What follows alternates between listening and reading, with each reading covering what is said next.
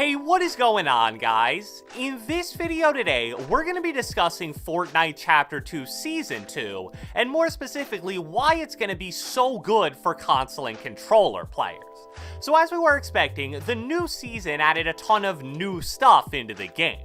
To be completely honest, without full patch notes, it was a little confusing at first, but I'm hoping by now you guys are starting to get the hang of everything. And odds are, if you've been on Twitter, Twitch, or even YouTube since the start of the new season, you've probably seen at least one person say something along the lines of, "Oh man, this new meta is so good for console and controller players."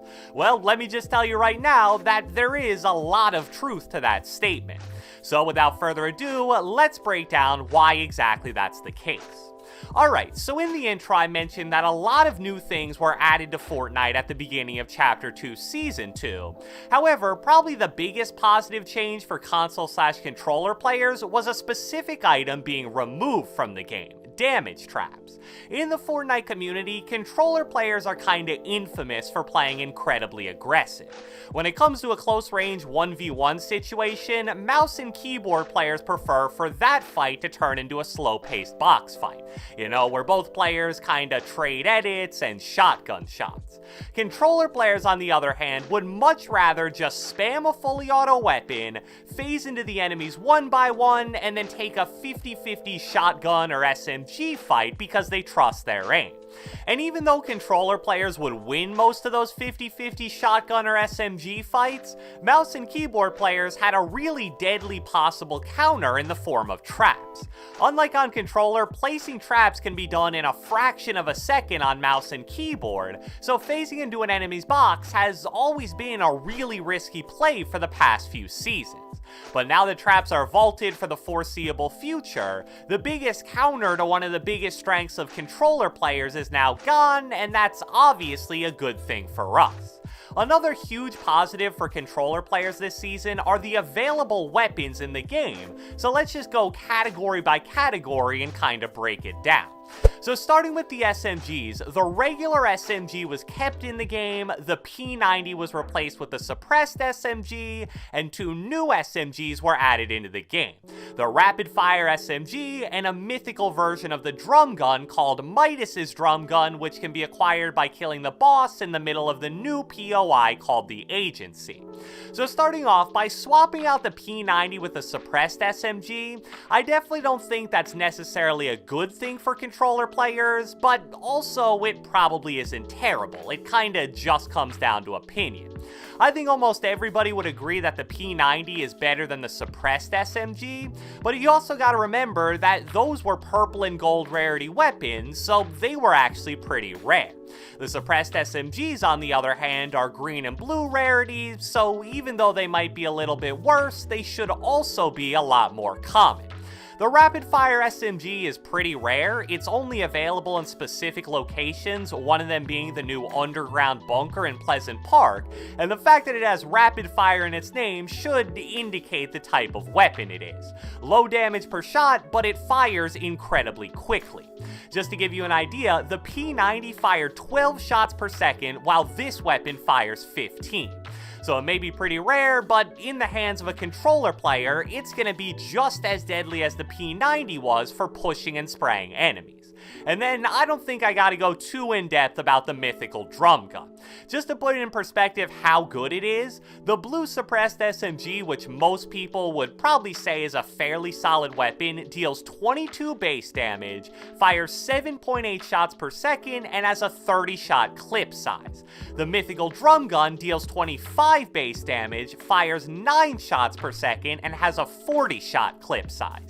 So it does more damage, fires faster, and has 10 more bullets per clip. I've been landing at the Agency for most of the season so far, so I've used this weapon many times. And let me tell you, hitting 2 to 3 50 damage headshots in a row with an SMG is just a crazy thing to see. And just to showcase that in a kind of funny way, here's a quick little compilation of clips displaying what the new drum gun is capable of.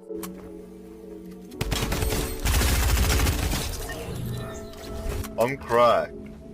Can't carry any more, I've got to say. Oh my god. Oh my god, clip that.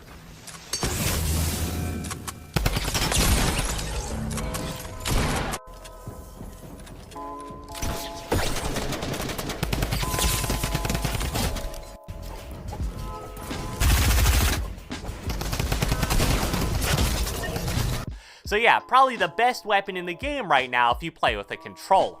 Moving on to the ARs, which is another weapon category that controller players are known to have a big advantage with, so it's definitely a positive thing that there are so many good ARs in the game right now.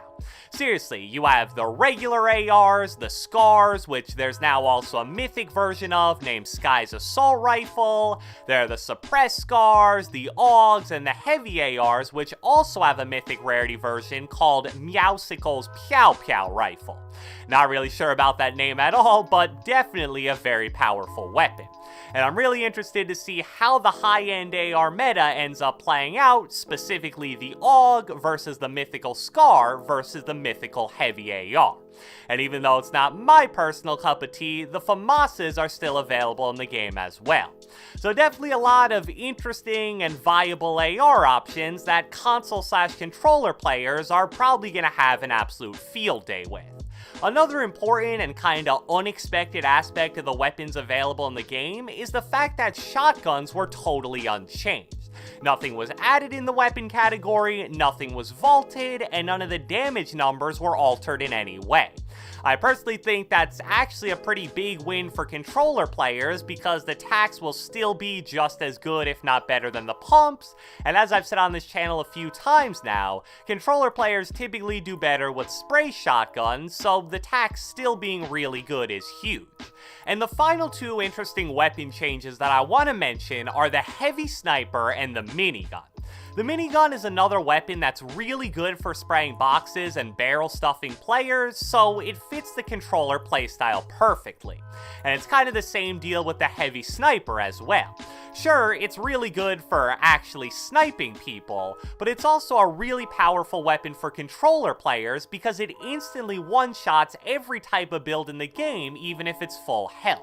So you're bound to see at least a few crazy plays where people use the heavy sniper to phase into a 1x1. Now, let's talk about some of the items that got unvaulted as well. Probably the most important one is the remote explosive, aka C4. Now, if you've played Fortnite for a long time, remote explosives may bring up some very bad memories because they used to be ridiculously overpowered. However, they've been nerfed so many times now, it's actually gotten to a point where they're more of just an annoyance with one specific purpose than a game-ruining item. And that specific purpose is to counter players who either overbuild for high ground or constantly box up in a 1x1 on low ground. And as we've talked about before, due to the fact that mouse and keyboard players have an advantage when it comes to building and editing, building for high ground and box fighting are two areas where they absolutely thrive. So any kind of direct counter to that is obviously going to be a big help for controller players. And then another item that was recently added was the launch pad. Now, I know it was added to the game a little before Chapter 2 Season 2 began, but it was only available in regular game modes at first. But at the beginning of the season, they also made it available in Arena and all the other competitive game modes. If you play competitive yourself or just follow competitive players, you probably know that controller players love when launch pads are in the game. And the reason is, when players use launch pads, they're fully exposed while flying in the air, which means that they can be easily sprayed down with ARs, and that's pretty much the controller player's specialty. So even though we should definitely expect the weapon and item pool to be tweaked slightly as the season goes on, as of right now, it's about as good as it can possibly get for console and controller players. You have a lot of good SMGs, a lot of good ARs, and box fighting has been heavily nerfed due to the removal of some weapons/items and the addition of others. So, I hope you guys enjoyed this video, and if you watched the entire thing, be sure to let me know with a comment down the comment section below. If you're a console/controller player, how are you liking Chapter 2 Season 2 so far? And to make it a little more simple, give it a rating on a scale of 0 to 10. Be sure to leave a like, leave a comment, subscribe, turn on post notifications, do whatever the heck you want, and I will catch you guys next time.